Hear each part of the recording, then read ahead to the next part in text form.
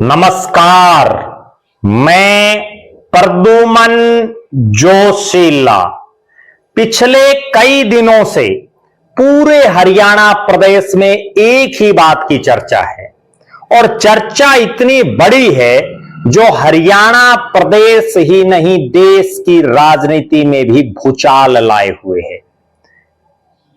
हरियाणा प्रदेश की राजनीति में हर तरफ यही चर्चा है कि हरियाणा प्रदेश की विधानसभा के 90 में से 10 विधायक क्या देंगे इस्तीफा?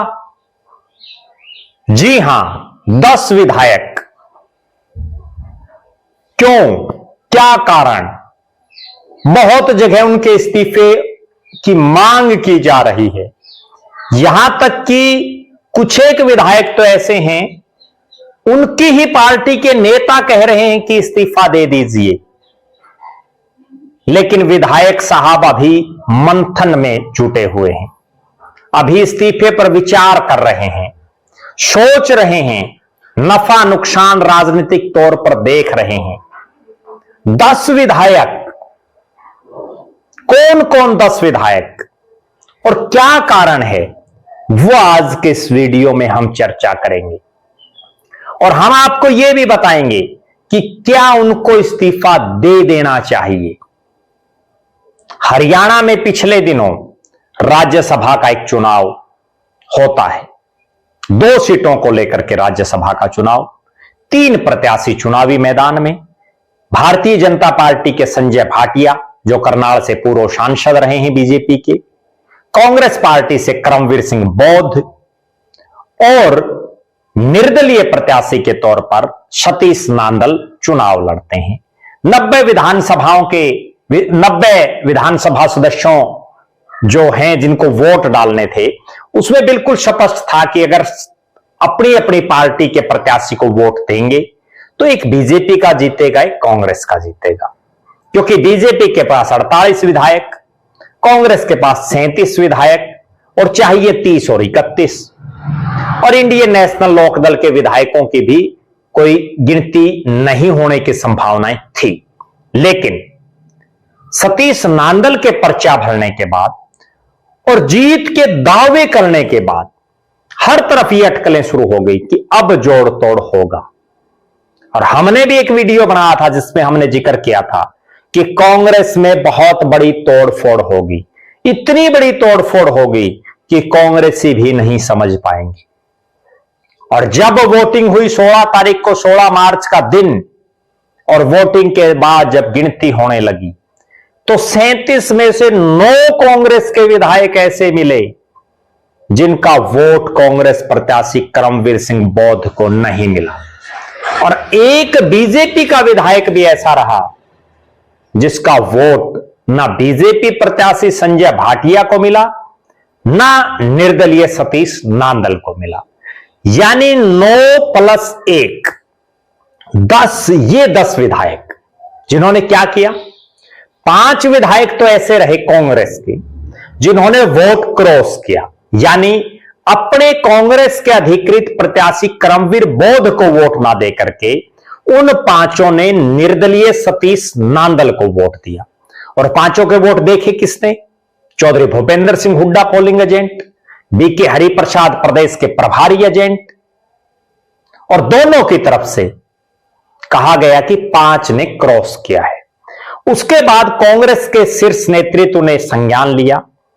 हरियाणा के 5 कांग्रेसी विधायक, जिनमें मुख्यमंत्री नायब सिंह सैनी के घरी हलके नारायणगढ़ से विधायक, अंबाला के नारायणगढ़ से शैली चौधरी, साढौरा के विधायक रेणु बाला, रतिया के कांग्रेस के विधायक जरनैल सिंह, पलवल के हथीन से कांग्रेस के विधायक मोहम्मद इसराइल, और नूह मेवात के पुन्हाना के विधायक मोहम्मद इलियास। 5 विधायकों को कांग्रेस ने नोटिस दिया, अनुशासन समिति ने भी बुलाया। इन 5 में से एक विधायक हथीन, पलवल हथीन के मोहम्मद इसराइल ने बिल्कुल माना है कि उन्हें प्रत्याशी पसंद नहीं था कांग्रेस का, और उन्होंने निर्दलीय सतीश नांदल को वोट दिया है।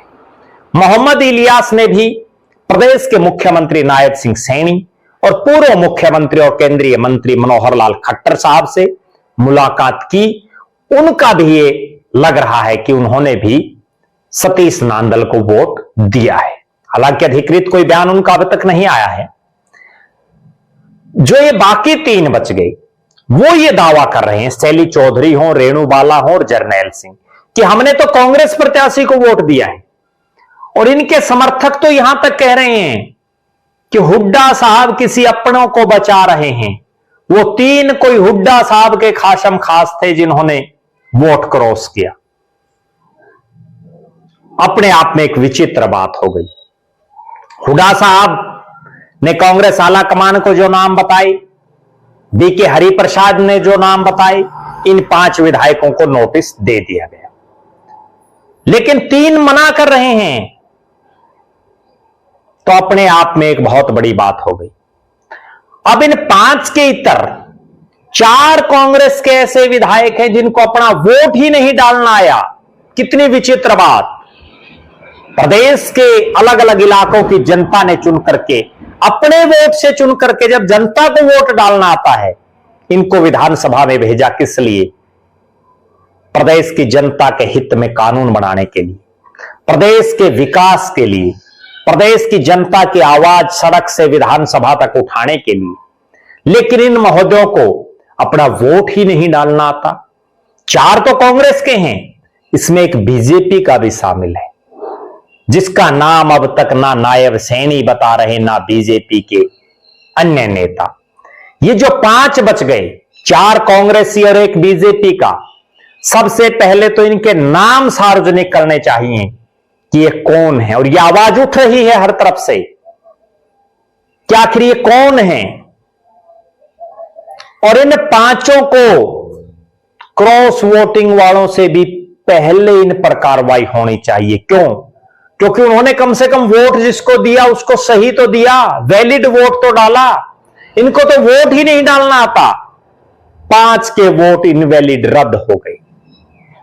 अब हरियाणा प्रदेश में चाहे कांग्रेस के नेता हों, चाहे बीजेपी के नेता या अन्य राजनीतिक दलों के बहुत से नेता ये आवाज उठा रहे हैं कि इन विधायकों को इस्तीफा दे देना चाहिए और इस्तीफा दे करके अपने अपने इलाके में दोबारा उपचुनाव के जरिए वोट मांगने जाना चाहिए।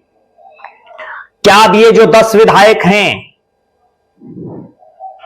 जिनमें मोहम्मद इस्राइल ने मान लिया, बाकी जो 9 बच गए जिनमें 4 को नोटिस है और 5 की अभी तक पहचान नहीं बताई जा रही, 4 कांग्रेसी और 1 बीजेपी का, तो क्या ये 10 विधायक अपने विधायक पद से इस्तीफा देंगे?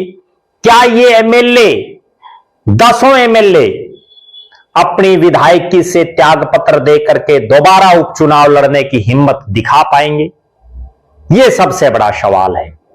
पूरे हरियाणा के राजनीतिक गलियारों में ये चर्चाएं हैं और बाकायदा ये भी बड़ी गजब बात है, मोहम्मद इस्राइल अपने विधानसभा क्षेत्र में सक्रिय हो गए हैं, शैली चौधरी अपने इलाके में सक्रिय हो गई हैं, रेणु बाला अपने इलाके में सक्रिय हो गई हैं, मोहम्मद इलियास जो बीमार हैं उसके बावजूद उन्होंने अपनी राजनीतिक गतिविधियां बढ़ा दी हैं।